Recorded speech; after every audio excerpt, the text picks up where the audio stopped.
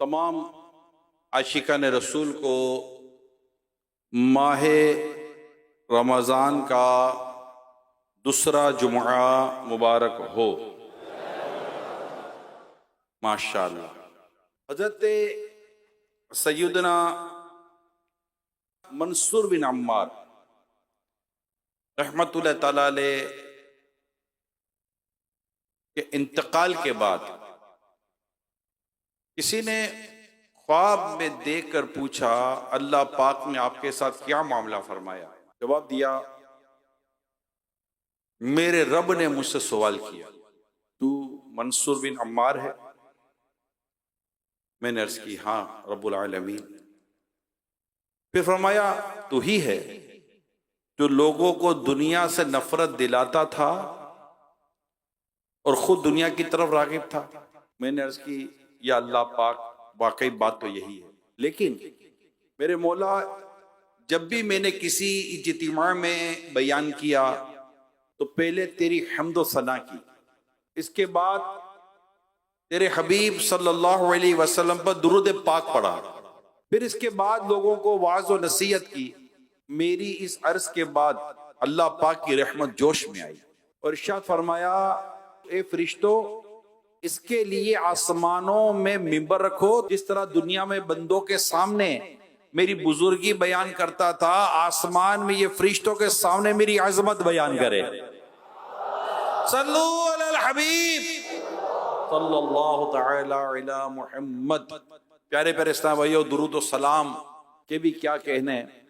और आज तो जुम्मा है और जुम्मा के दिन दुरूद व सलाम पढ़ने की जिस कदर रिवायात हमें मिलती हैं, सुबहान अल्लाह, माशाअल्लाह। शबे जुम्मा, रोजे जुम्मा, शबे जुम्मा, रोजे जुम्मा, दुरूद व पाक पढ़ने के बेशुमार फजाइल हैं। यानी हदीस पाक में है, जो मुझ पर शबे जुम्मा और जुम्मा के और रोजे जुम्मा, अब जुम्मा शुरू हो चुका, 100 बार दुरूद शरीफ पढ़े, अल्लाह पाक उसकी 100 हाजतें पूरी फरमाएगा, 70 आखिरत की और 30 दुनिया की। सल्लु अलल हबीब सल्लल्लाहु अलैहि वसल्लम, सल्लल्लाहु अलैहि वसल्लम, सल्लल्लाहु अलैहि वसल्लम, सल्लल्लाहु अलैहि। प्यारे आका सल्लल्लाहु अलैहि वसल्लम फरमाते, शब जुम्मा, रोजे जुम्मा मुझ पर दुरूद पाक की कसरत कर लिया करो, जो ऐसा करेगा क़यामत के दिन मैं उसका शफी और गवाह बनूंगा।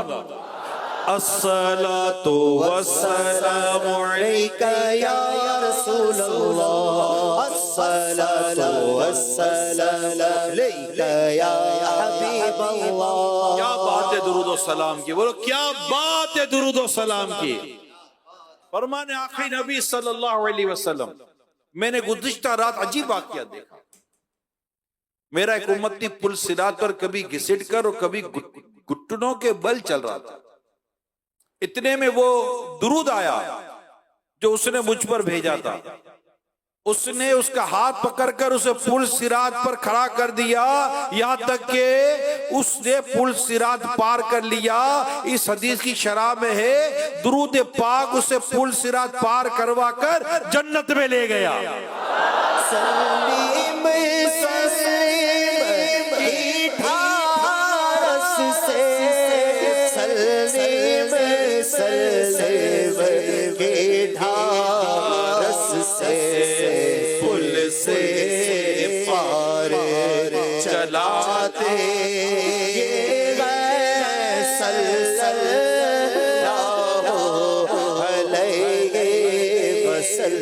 दुरूद सलाम की भी क्या बात है। हज़रत सैयदना शेख मोहम्मद बिन सुलेमान जज़ूली रहमतुल्लाह ताला अलैह ना सिर्फ खुद प्यारे आका सल्लल्लाहु अलैहि वसल्लम पर कसरत से दुरूद शरीफ पढ़ते थे, बल्कि आपने जो किताब लिखी, जो दुरूद पाक का मजमुआ है, दलाइलुल खैरात,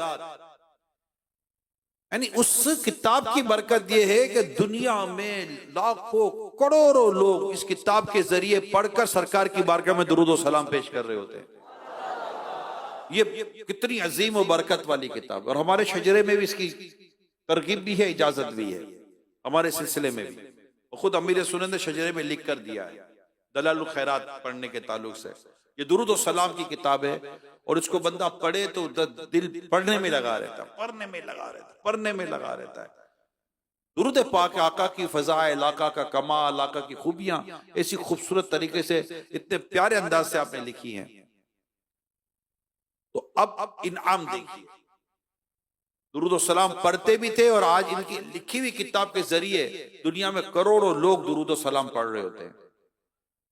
अब इन पर इनाम देखिए कि इनके इंतकाल के 77 ईयर्स के बाद, 77 साल के बाद जब आपको कब्र से निकाला गया तो आपका जिस्म मुबारक बिल्कुल तरोताजा था, जैसे आज ही आपको दफन किया गया। इतनी तवील मुद्दत गुजर जाने के बाद आपके जिस्म में किसी किस्म की कोई तब्दीली नहीं आई। आपकी दाढ़ी और सर के बाल ऐसे ही थे जैसे आपकी तदफीन के वक्त थे, 77 साल के बाद। जैसे और ऐसा लगा जैसे कि आज ही आपने हजाम से अपनी हजामत बनाई हो, ऐसा जिस्म सलामत था। ये दुरूद और सलाम की बरकत और नबी पाक सल्लल्लाहु अलैहि वसल्लम के फरमान हदीस से आपने पहुंचाई है। और नबी पाक सल्लल्लाहु अलैहि वसल्लम की मुझे हदीस याद आ रही है, बुखारी शरीफ की शरह में लिखी गई है।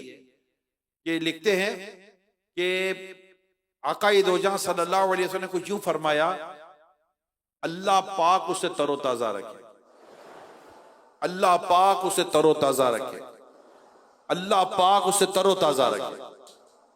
अर्ज की गई या रसूल अल्लाह किसे? फरमाया जो मेरी हदीस सुने उसे याद रखे और दूसरों तक पहुंचा दे। तो जो ये काम करेंगे, यानी यहां तक के शारे बुखारी हजरत शरीफुल हक साहब अमजदी अलैहि रहमान ने लिखा है कि इस मजमून की हदीसें, इस मजमून की हदीसें साहबा कराम ने सुनी और साहबा कराम ने इस हदीसों की बरकतें, इस दुआ की बरकतें लेने के लिए दूर दूर तक सफर किया, आका की हदीसें सुनी, आका की हदीसों को याद किया और आका की हदीसों को पहुंचाया और अल्हम्दुलिल्लाह इस हदीस पाक की बरकतें हासिल करते रहे। आज भी अगर अल्लाह पाक की रहमत से कोई ये अमल करे तो अल्लाह पाक की रहमत पर नजर रखो, मुस्तफा करीम सल्लल्लाहु अलैहि वसल्लम की दुआ पर बंदा नजर रखे। अल्लाह पाक ने चाहा तो उसका जिस्म भी कब्र में, अल्लाह पाक ने चाहा तो सलामत रहेगा। कि जबी मेली नहीं होती, दहन मेला नहीं होता, गुलामाने मोहम्मद का कफन मेला नहीं होता। हमारे मुकद्दर के हम कैसी जिंदगी गुजारने में कामयाब होते हैं। एक बात करते करते आगे बढ़ रहा हूं, बात अब चलिए तो थोड़ा सा उसको चंद मिनट तमाम देखने सुनने वाले सुन रहे हैं, देख रहे हैं जिंदगी कैसे गुजारनी है। यानी ये हदीसें और बाहर शरीयत में हदीसों के तहत और हमारी शरीयत के कुछ ऐसी बातें लिखी हुई हैं कि ऐसे भी खुश नसीब होंगे जिनके बदन को कब्र की मिट्टी नहीं खाएगी, उनके जिस्म कब्र में सलामत रहेंगे। इसमें हाफिज कुरान भी शामिल है, ठीक है। और भी इसमें माशाल्लाह बाहर शरीयत में इसकी डिटेल भी लिखी हुई है। कौन नहीं चाहेगा मेरा कब्र में बदन सलामत रहे? पढ़ भी रहे हैं, ऐसे अमल क्यों नहीं करते? ऐसे अमल हम क्यों नहीं करते कि अल्लाह दुनिया में भी सलामती दे, अल्लाह पाक नज़ा में भी सलामती दे और अल्लाह पाक हमें कब्र में भी सलामती दे। और कब्र से उठे तो बस अल्लाह का जिक्र करते करते उठे, जिक्र करते करते उठे और अल्लाह पाक के करम से प्यारे आका के झंडे तले जगह पाने में कामयाब हो जाए, कमाल हो जाए। और आका अपने दामन में छुपाएं, अपनी शफाअत से हमें नवाजें और हमें बिला हिसाब जन्नत में दाखिला दिला दें। एक मुसलमान को क्या चाहिए? ये अब गोल, हमारे एक वर्ड कहा जाता है, आपका गोल क्या है, यानी आपका टारगेट क्या है, आप अचीव क्या करना चाहते हैं। ये हमारे आजकल बड़ी ये वर्डिंग चल रही होती है, अपना गोल सेट करें। अरे मुसलमान का गोल सेट है, ईमान सलामत लेके जाना है, ये गोल है हमारा, यही गोल सेट है हमारा। मुसलमान क्या गोल सेट करेगा कि मैं अपना ईमान सलामत लेके जाना चाहता हूं, मैं कब्र में राहत चाहता हूं, कब्र में मैं आका की पहचान चाहता हूं, कब्र के सवाल जवाब का दुरुस्त जवाब चाहता हूं, अपनी कब्र को तहद्दे नजर वसी देखना चाहता हूं, अपनी कब्र में जन्नती लिबास चाहता हूं, अपनी कब्र में आका के जलवे चाहता हूं, और मेरी कब्र को अल्लाह पाक आका के नूर से पूर्ण नूर कर दे ये चाहता हूं, मेरी कब्र जन्नत का बाग बन जाए ये चाहता हूं, और क़यामत तक मैं कब्र में आका के जलवों में घूम रहा हूं मैं ये चाहता हूं, मैं कब्र में जन्नत की बरकतें हासिल करता रहूं ये चाहता हूं, मुझे मरने के बाद कब्र में जन्नत में दाखिले की इजाजत मिल जाए, जन्नत की खिड़की हमेशा के लिए खोल दी जाए मेरी कब्र में, मैं यही तो चाहता हूं। और जब मैं कब्र से उठूं तो अल्लाह पाक के अर्श का साया चाहता हूं, और क्या चाहता हूं, और अल्लाह पाक की रहमत चाहता हूं, अल्लाह पाक की रहमत से महबूब पाक की शफाअत का सवाल करता हूं, और आका की शफाअत लेकर बिला हिसाब जन्नत में जाना चाहता हूं। और जो एक बार जन्नत में जाएगा फिर वापस बाहर नहीं आएगा। आका चाहेंगे तो जन्नत दिला देंगे। ये जब चाहता हूं, ये गोल है मेरे, जैसे कि दुनिया में गोल होते ना, मैं फलां में पास होना चाहता हूं, मैं ऐसा बिजनेस करना चाहता हूं, मैं ऐसा कारोबार करना चाहता हूं, मैं ऐसी जॉब चाहता हूं, मैं ऐसी गाड़ी चाहता हूं, मैं अपना मकान चाहता हूं, मैं अपना बंगला चाहता हूं, मैं अपना प्लॉट चाहता हूं, मैं ऐसे प्रोजेक्ट चाहता हूं, तो दुनिया में शोहरत चाहता हूं, दुनिया में ये चाहता हूं, वो चाहता हूं, ये चाहता हूं, वो चाहता हूं। सबने अपनी अपनी चाहते बनाई हुई हैं, मगर असल चाहत क्या होनी चाहिए? असल चाहत, असल कामयाबी क्या है? कि जो आग से बचाकर जन्नत में दाखिल किया गया, यही कामयाब है, ये असल कामयाबी है। और मुसलमान को ये बात समझ लेनी चाहिए कि इसकी असल कामयाबी ही इसकी चाहत होनी चाहिए। कद अफलहल मुमिनून, फलाह पाने वाले मोमिनीन की जो अलामत खूबियां लिखी गई सूरह मोमिनून के अंदर, हमारी चाहत ये होनी चाहिए। और उस चाहत को दुनिया में अपनी किसी चाहत को, किसी गोल को अचीव करने के लिए लोग मेहनत करते हैं, पढ़ते हैं, मजदूरी करते हैं, कमाते सब करते हैं ना, हर चीज कोशिश से मिलती है, हमें भी कोशिश करनी पड़ेगी। हम जो चीज चाहते हैं मिलेगी रब की रहमत से, मगर रब की रहमत पाने के लिए हमें नेकियां करनी पड़ेगी। बड़ा सिंपल सी बात है, कोई कॉम्प्लिकेटेड गुफ्तगू में नहीं कर रहा, उससे सिंपल सी डिस्कशंस कर रहा हूं, सिंपल सी बातें। ये नेक बन के जीना है, आशिक रसूल बन के जीना है, अल्लाह की नाफरमानी छोड़ के जीना है। जहाँ अल्लाह की नाफरमानी है उसको छोड़ देना है। जैसे बंदा काम करता है, जहाँ नुकसान आता है वहां छोड़ देता है ना, लॉस तो नहीं करता। आखिरत की तैयारी के लिए क्या करना है? सिंपल सी बातें, कोई इतना मुश्किल नहीं है। मुश्किल हम समझ रहे होते हैं, हमें ऐसा लगता है जैसे मैं जनरल बात कर रहा हूँ, नाजरीन हाजिर सबके साथ डिस्कस कर रहा हूँ। मुश्किल हमें लगता है यार ये बोल तो रहे, बात तो सही है इनकी यार, मगर यार ये सारे जो दुनिया के सारे मेरे मामलात हैं, काम काज, इसका क्या होगा? कौन बोलता है छोड़ो भाई? किसने कहा छोड़ो? क्या साहबा करम अलैहिम रिदवान कारोबार छोड़ के जीते थे? क्या बाजार नहीं थे? मार्केट, सरकार दो जहां सल्लल्लाहु अलैहि वसल्लम खुद जाकर बाजार बताएं, मार्केटें बताई हैं। आपने फरमाया यहां पर बाजार कायम करो, यहां बाजार कायम मत करो।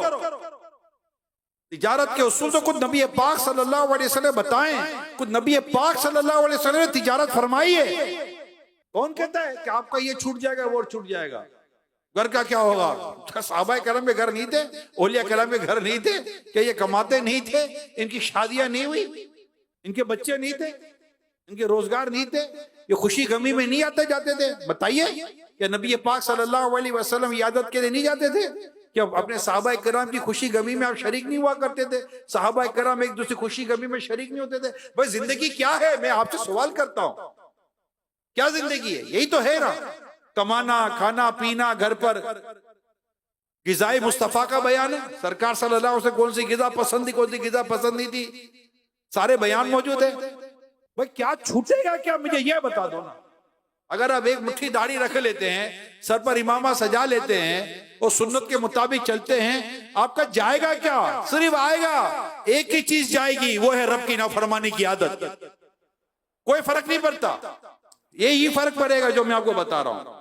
हम कहते हैं ना यार क्या कैसे होगा? भाई अल्लाह की नाफरमानी छोड़नी है, और क्या कहा जा रहा है, और ये छोड़ने की चीज है। बाकी जो भी दीन की राह पर चलता है, जिसका मौलाना बोलते हैं, मजहबी आदमी कहते हैं, जो दीन की राह पर चलता है वो क्या जंगल में चला गया? जैसे लोग कहते हैं यार मौलाना को दुनिया का करो, ये जुमला आम तौर पर कहा यार मौलाना कुछ दुनिया का भाई, मौलाना दुनिया का क्या करे भाई, जरा हमको बताओ। शादियां इनकी हो जाती है, 20 बच्चे इनके होते हैं, खाना पीना इनका होता है, घर बार इनका होता है, शादी में ये जाते हैं, मौत मैयत में ये जाते हैं, हलाल तैयब खाना ये खाते हैं, कमाते ये है, बाजारों में ये जाते हैं, ये सब तो कर रहे हैं। अब मौलाना दुनिया का क्या करे भाई, क्या करे? तुम कहते हो मौलाना को दुनिया का क्या करे, कुछ हमें भी बता दो कि मौलाना दुनिया का ये करो, कि या ये कहना चाहते मौलाना कुछ गुनाह कर लिया करो माज़अल्लाह। भाई नेक और मुबाह काम जो जायज है वो तो कहो रहे हो तो जिंदगी में, गुनाह ही तो छोड़ रहे हो। और आपको मुझे कहा क्या जा रहा है, गुनाह छोड़ दो, खत्म। बाप अपनी जिंदगी जो रूटीन की है वो चले, घर में निकी के साथ रहे, टीवी के सामने बैठना है तो गुनाह ना करो, मोबाइल देखना है तो गुनाह ना करो, मार्केट में जाना है तो गुनाह ना करो, कारोबार करना है तो गुनाह ना करो, बात करनी है तो गुनाह ना करो, किसी को देखना है तो गुनाह ना करो, किसी को सुनना है तो गुनाह ना करो, हक अदा करो, हलाल रोजी कमाओ। और क्या चीज है इसमें, क्या कम्प्लिकेशन है? नहीं यार मौलाना तो मौलाना ठीक है ना भाई, जिसका कलमा पड़ा वो भी तो दाढ़ी वाले हैं सल्लल्लाहु अलैहि वसल्लम, वो तो इमामे वाले हैं, ताज वाले देखकर तेरा इमामा नूर का सर झुकाते हैं इलाही, बोल बाला नूर का। तालबा है, शरीयत का एक हुक्म है कि आप अजनबी औरतों के साथ ना बैठे, अजनबी औरतों को ना देखें, ना देखें। तो सही है, शरीयत ने कह दिया, मैं अल्लाह उसके रसूल का कलिमा पढ़ा हूं, मना कर दिया नहीं बैठेंगे, उसके साथ ना जाओ, उसके साथ जाओ, उसके साथ ना बैठो, उसके साथ बैठो, ये मत खाओ, ये मत पियो, यही काम है। उसूल कहाँ नहीं होते? क्या आपकी जिंदगी में उसूल नहीं है? क्या आप स्कूल कॉलेज यूनिवर्सिटी जाते हो, स्कूल नहीं है? क्या आपको यूनिफॉर्म का पाबंद नहीं किया? बोला नहीं मेरी मर्जी, फीस देता हूँ, मेरी जो मर्जी होगी यूनिफॉर्म पहन कर रखा। बोला ठीक है भाई, जहाँ ये चलती है वहां चलाओ। अब ऑफिस पे जाते हो तो क्या आपका उसूल नहीं है कि लंच टाइम में 1 से 2, अगर में 1 से 2 मेरे को भूख नहीं लगती, तो ठीक है भाई घर पे बैठो, जब भूख लगे तब खा लेना। नहीं है मैं 9 बजे ऑफिस आना है यार, 9 बजे तो मेरे को अंगड़ाई आती है भैया, 9 बजे तो उठता हूँ मैं तो 1-2 बजे आऊंगा। सेठ बोलेगा ठीक है भैया तुम दुकान खोलो, मैं तो वहां पर नौकरी कर लूंगा, कर लो नौकरी। सारे उसूल कबूल, इतने बजे आना है, इतने बजे जाना है, इतने बजे खाना है। एक और बगैर उसूल के कोई जिंदगी है हमारी? हर चीज उसूल के साथ चलती है। मुल्क मेरा, सब कुछ मेरा है अल्हम्दुलिल्लाह, क्या उसूल नहीं है? अब बोलो गाड़ी मेरी है, टैक्स मैं देता हूँ, सड़क मेरे टैक्स से बनी है, ये सिग्नल भी मेरे टैक्स से बना है, ये सारा मेरे टैक्स से चला है, मैं टैक्स देता हूँ, मैं सिग्नल पर क्यों रुकूं? ना रुको, फिर पता चलेगा सिग्नल के उधर खड़ा होगा अभी भी। भाई उसूल है यार, हर जगह के उसूल है। दुनिया में जाना है, दुनिया में रहना है, वीजे के उसूल है, पासपोर्ट के उसूल है, डॉक्यूमेंटेशन के उसूल है, एडमिशन के उसूल है या नहीं है? इस्लाम और दीन के उसूल है, कुरान और हदीस के उसूल है। बिगैर उसूलों के, बिगैर कानून के कौन सी जिंदगी है भाई? हमारे इस्लाम और दीन के उसूल हैं और हमें मुकम्मल इस्लाम में दाखिल होने का हुक्म है। या अय्युहल्लज़ीना आमनु उदखुलू फिस्सिल्म काफ़ा, ए ईमान वालो इस्लाम में पूरे के पूरे दाखिल हो जाओ।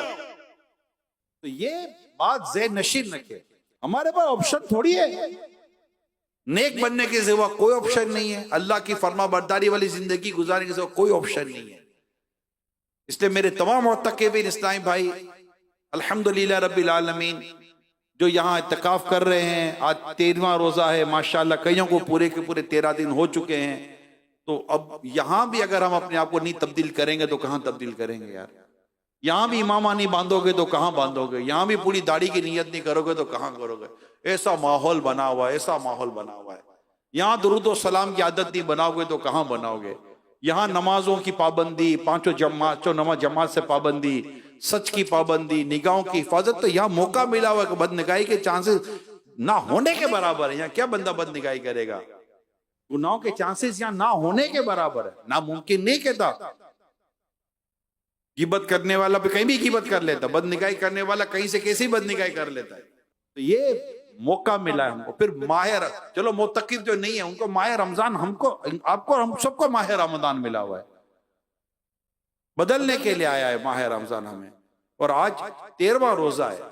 अब टाइम आपके सामने ही है, देखते देखते 13वां रोजा हो गया, देखते देखते 13वां रोजा हो गया। और बस अब ये दूसरा शरा भी गुजर जाएगा। फिर आखिरी अशर आ जाएगा। वो तो ऐसा गुजरता है तेजी के साथ कि मत पूछो बात। 21 आ गई, 23 आ गई, 25 आ गई, 27 आ गई, 29 आ गई, ऐसा गुजर। बीच में 26 का इंतजार होता है हम लोगों को सारी रातों में। वो भी आती है अल्हम्दुलिल्लाह, वो भी मनाएंगे इंशाअल्लाह, मनाएंगे। उसका भी बारी आती रहेगी थोड़ी थोड़ी देर में, अभी आई गई। तो अल्लाह करे कि हम अपने अंदर मुस्बत तब्दीली लाने में कामयाब हो जाएं, ठीक है ना। और जो मौजू मेरा था नबी पाक सल्लल्लाहु अलैहि वसल्लम पर दुरूद और सलाम पढ़ने वाला, तो अल्लाह करेगा हम बस मरते दम तक दुरूद और सलाम पढ़ते रहें, और हमें भी ये सदका नसीब हो जाए। मैं वो सुन्नी हूँ जमीले कादरी मरने के बाद, मैं वो सुन्नी हूँ जमीले कादरी मरने के बाद, मेरा लाशा भी कहेगा अस्सलातो वस्सलाम। एक शख्स का इंतकाल हो गया, उसके लिए कब्र खोदी गई, तो कब्र में एक खौफनाक काला सांप नजर आया। लोगों ने घबरा कर वो कब्र बंद कर दी। दूसरी कब्र खोदी, वहां भी वही सांप मौजूद था। तीसरी जगह कब्र खोदी, वही खौफनाक सांप, काला सांप वहां भी मौजूद था। आखिरकार सांप ने जबान से पुकार कर कहा, तू जहां भी कब्र खोदोगे मैं वहां पहुंचूंगा। लोगों ने पूछा ये कहर और गजब क्यों? सांप बोला, ये शख्स जब सरकार सल्लल्लाहु अलैहि वसल्लम का नामे नामी सुनता था तो दुरूद पढ़ने में बुखल करता था, अब मैं इस बखील को सजा देता रहूंगा। अल्लाह पाक हमें दुरूद पाक पढ़ते रहने की तौफीक अता फरमाए। एक नेक शख्स का वाकिया किताबों में लिखा है कि नमाज शुरू की, जब अत्तहियात पे जब वो बैठा तो दुरूद और सलाम पढ़ना भूल गया, सलाम भी फेर दिया, फारिग हो गया। जब सोया तो ख्वाब में नबी पाक सल्लल्लाहु अलैहि वसल्लम की ज़ियारत नसीब हुई। मेरे आका सल्लल्लाहु अलैहि वसल्लम ने इरशाद फरमाया, ए मेरे उम्मती, तूने नमाज तो पढ़ी, मुझ पर दुरूद पाक क्यों ना पढ़ा? अर्ज किया, या रसूल अल्लाह, मैं अल्लाह ताला की इबादत कर रहा था, मैं नमाज में था, हम्दो सना में मशगूल था, और नमाज पढ़ रहा था, उसमें मुझे ख्याल ना रहा और पढ़ना याद ना रहा। अब ये जवाब सुनकर नबी पाक सल्लल्लाहु अलैहि वसल्लम ने यूं नहीं फरमाया, अगर भूल कर छूट गया है ना, ठीक है चलो भूल पे छूट गया, ये कोई बात नहीं। फरमाया, तूने मेरी हदीस नहीं सुनी कि सारे आमाल और सारी दुआएं रोक दी जाती हैं जब तक कि मुझ पर दुरूद पाक ना पढ़ा जाए?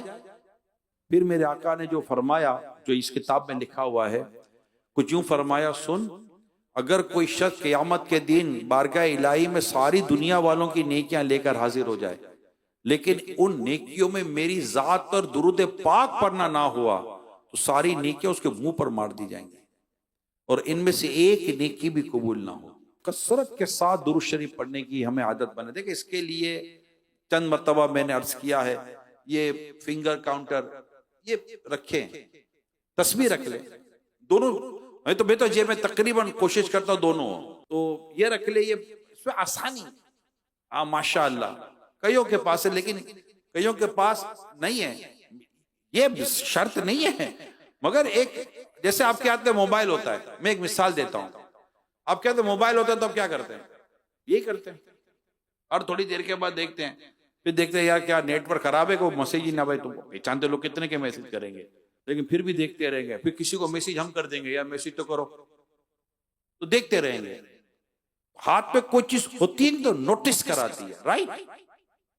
हमारे हाथों में जो होना चाहिए ना वो नहीं है। हमारे हाथों में तस्बीह होनी चाहिए, नोटिस कराएगी।